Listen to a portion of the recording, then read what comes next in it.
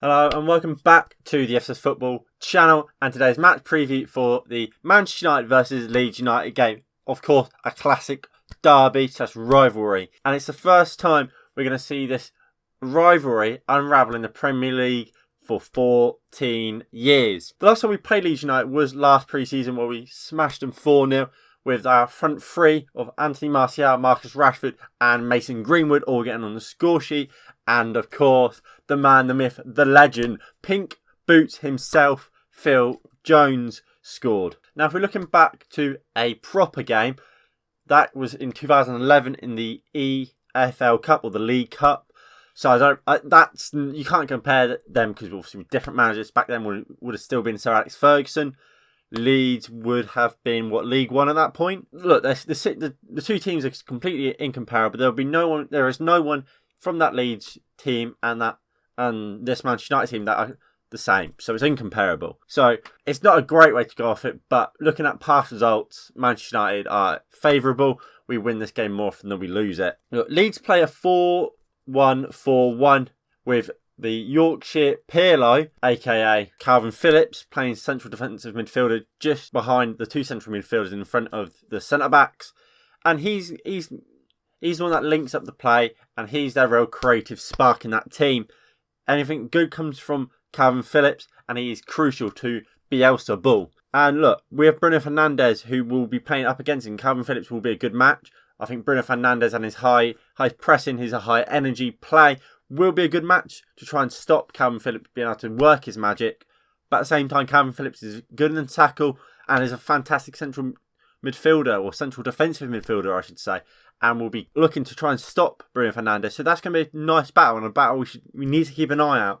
And we need to win if we want to win this game. Now, Leeds United play this high-pressing football, great on the ball.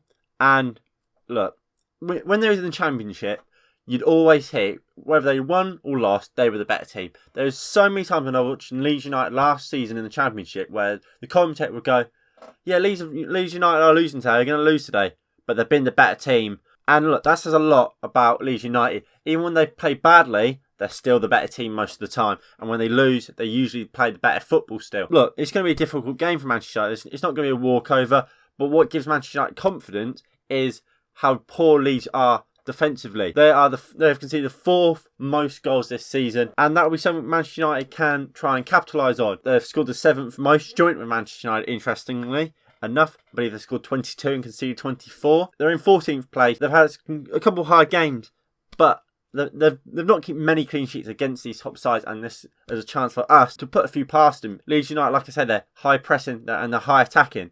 They're dynamic and they're quick. These sort of attributes are usually what we struggle against, but at the same time, when we get going, we really punish teams that play like that. And today, I feel like it could be the case. Leeds won't sit back, and that's huge for us. They won't sit back, and they are there to be hit on the counter-attack, which is more Ole Gunnar Solskjaer and this Manchester United team do so well. And look, we can win this game. We really, really can. And I think we should be, to be honest. Like I say, Marcel Bielsa's team have been amazing this season. They haven't been terrible. They've played good football, but they do find themselves in 14th place, winning 5 of their games and have lost 6. And like I said, going forward, they've got a lot of goals in them. But going back, they are leaky. And that was shown in their last game against Newcastle when they won 5-2. They conceded 2 goals against a poor and really bad Newcastle team, really, and yet put 5 past them as well. This is a team Manchester United can get up against, and I'm so confident in saying there will not be a clean sheet in this game for anyone. No, I just don't see it. I don't see how there could be. One thing that's always been said about Marcelo Bielsa is how in depth he goes into a team analysis for each game, and how he always knows his opponent more than their manager somehow does. And that will be the same today. And Ole Gunnar Solskjaer has one big flaw in his team. Because we're trying to protect our centre-backs so much, our full-backs are pushed in so narrow. I've said it before in my watch-alongs. Alex Telles, and especially Wan-Bissaka, because he starts every week, whether it's Shaw or Telles, always so narrow because we're trying to protect our centre-back and because of how slow they are. Marcelo Bielsa will know that. Calvin Phillips has a great pass on him. He can easily spread the ball across the field. He will create chances for this Leeds United team. And look, they've got fantastic players in the wing. Rafinha and Jack Harrison, brilliant players. For me, very quick, direct, and can cause our fullback problems. Looking at Manchester United, we are sat in 7th place at the moment, and we have at least one game on everyone above us, apart from Leicester and Manchester City, it's 2 for everyone else. Meaning, if we win today, we can definitely go above City back into 6th, and maybe further on. I don't know for certain the league table. Last time out against Sheffield United, we were very Manchester United, and let me explain this. And I wasn't the only one to pick up on it, and everyone knows it. I think a couple of commentators said it as well. Going forward, we looked amazing. Paul Pogba, Bruno Fernandes supplying the balls to our 3 superstars up top, Mason Greenwood, Anthony Martial, Marcus Rashford, and we look fantastic. We look like a title-winning attack. Mason Greenwood not going for his best spell at the moment, but it still looks good and correct and looks to cause damage. Whereas Martial, he's looking, getting back to his confidence. He's obviously scored against Sheffield United. I think he played very well. Although I think Martial's played well quite a lot. He hasn't been getting the goals. And Marcus Rashford obviously scored 2. Lucky with the second one. But, of course, a goal is a goal. He obviously got the equaliser. And he just played very, very well. I gave him man of the match. Pogba, like I said, fantastic midfield. Him and Bruno were supplying balls all day. And both had fantastic, fantastic games for Manchester United. And if we continue playing like that, them 3 midfielders play, for me, we can do Leeds over. We really, really can. However, defensively, where our issues really lie, we cannot defend. Harry Maguire, and I'll say this now, he is the worst piece of business in football history. £80 million for a centre-back we brought because he can header a ball. Can't win a header against Sheffield United. He was awful. Dean Henderson obviously made an inexcusable mistake. That was awful. Some people trying to blame Harry Maguire for that, blaming Lindelof. Absolutely foolish. Maguire, yes, maybe he shouldn't have gave it to Henderson when there's a man, who was it? Was it Burke was pressing?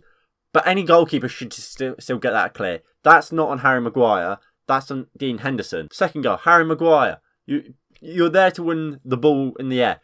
We can't defend corners. That's very clear. We concede so many.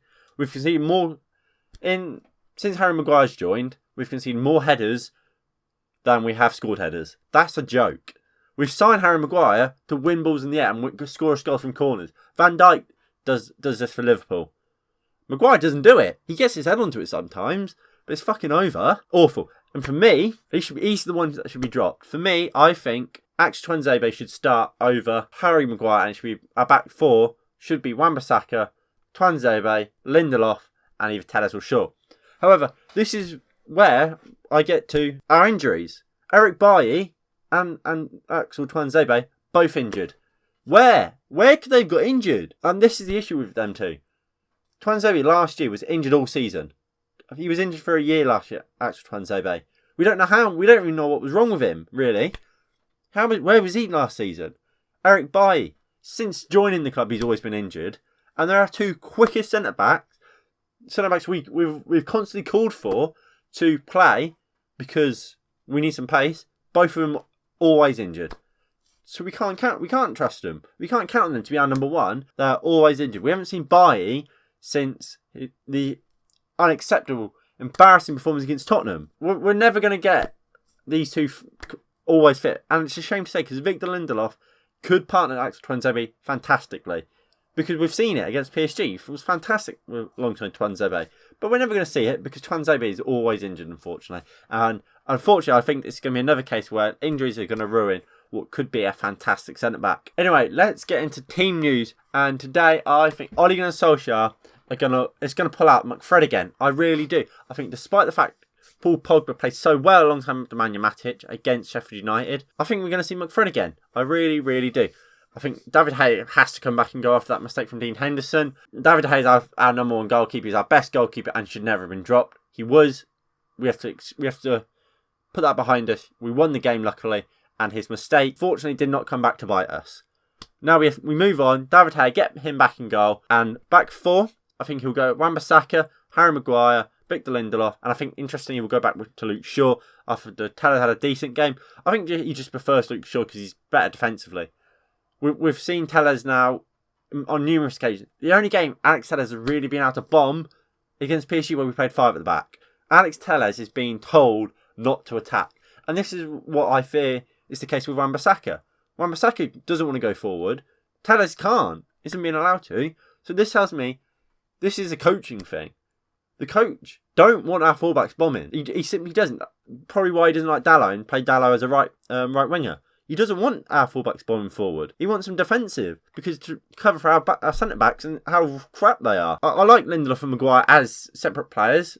Obviously, Maguire was fantastic for England in the World Cup, but together they're a calamity and they don't work together. They don't complement each other at all. So I think we will see Aaron Wan-Bissaka and Luke Shaw because they're better defensively than Telles. Then in midfield, I do think we will see McFred. I think Fred and McTominay are two players that always play in this type of game where we're going to look to counter-attack. I think that's what Ole Gunnar Solskjaer will do. Embarrassingly enough, I do. I think we will look to counter-attack Leeds United, and I think McFred is just that partnership to do that.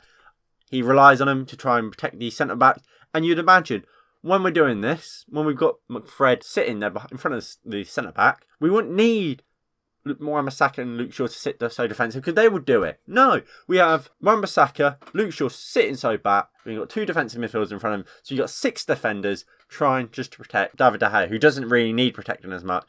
Just because our centre-backs are fucking useless. We've got 4 players being used to just protect 2. Then going forward, I think Ollie will play Paul Pogba off the left, where we saw him against Manchester City, because I think he just wants to play him and he wants to play McFred, so that's kind of where he fits. I think Bruno will play in Cam. I think Marcus Rashford will be then pushed out onto the right, and I think Anthony Martial will then play it up top. Now he's finding his confidence back after that go against Sheffield United, played well, and I think he will go up top. Do I like this team? No, like I said, Paul Pogba should be in central midfield alongside either Fred or McTominay or Matic. I like Telles. So I'll play Telles, but this is just exactly the team I think Ole Gunnar Solskjaer will play. Then for me, you can see the team I would play now. Again, I would go for David De Gea. I would want to say Axel Tuanzebe alongside Lindelof, but like I say, he's injured, so we can't. Our only centre-backs are Lindelof and Maguire. Maybe you try Luke Shaw at centre-back. Who knows? We really don't know. He's played there as a 5 and played very well there. Obviously, playing as a centre-back in a 4 and playing as a centre-back in a 5 are very, very different. Look, maybe it's something you try. I don't know. Then at full-backs, I've got Aaron Wan-Bissaka and Alex Telles. I think we should go and try and attack the game and try and win it, to be honest. And that's what I want to see Manchester United do. And Alex Telles and Aaron Wan-Bissaka are our 2 best full-backs. In midfield, I've got Nemanja Matic and Paul Pogba, same midfield. In fact, I'll go for the whole attack. Same midfield and attack we saw last time against Sheffield United and after lockdown. I want to see consistency. This whole team is exactly what we were playing at the end of last season. Maybe you even bring in Luke Shaw. I don't really mind. Bring in Luke Shaw and we play exactly what we played after lockdown. Play them, we will win games. Bring consistency to the team, we will get results. We don't have consistency in lineups right now. Let's do it, Ollie. Let's get back consistent. What won us so many games after lockdown and got us into the top 4. And in fact, they got us 3rd. Play that team. Put confidence back in that team. And we will start to get results. So that's what I think we should do. And I feel like that team will get us 3 points. And I think we need 3 points. Not just to keep the pressure off Ole Gunnar Solskjaer, whose job will definitely be on the line. There is nothing worse for a manager under pressure than to lose to a rival that we haven't played for like 16 years because they haven't been in the league. We have to beat Leeds today. We have to move up above Manchester City in the Premier League and start getting more wins under our belts. And actually, let's get 2nd place. Let's play out. Let's wait until our game in hand, play that, win it, and let's get going. Let's put some pressure on Liverpool, who are 2 points.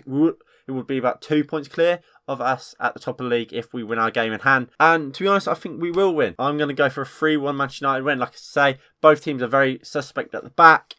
Both teams can attack. I think Manchester United's quality will just be better. And we are going for McFred. Our defence will be very much protected, so they should be fine. And even if we're not, Nemanja Matic is perfectly good CDM. And Pogba complements him well, playing in that position where he gets forward and gets back. He has passing range like no belief, Paul Pogba, and he can create no end. So I think there's definitely going to be goals in this game. Like I said, I'm going for a 3-1 Manchester United win. Anyway, if you have enjoyed, please do hit that like button below. Subscribe if you're new and you haven't already. Comment down below what you think of this match and what your score prediction is. And thank you for watching. Make sure you tune in for the watch along, which starts at 4. Kickoff is at 4:30. I'm not 100% sure on that, but the details will be to the side of me now. And I hope you enjoyed, and I'll see you then. Peace.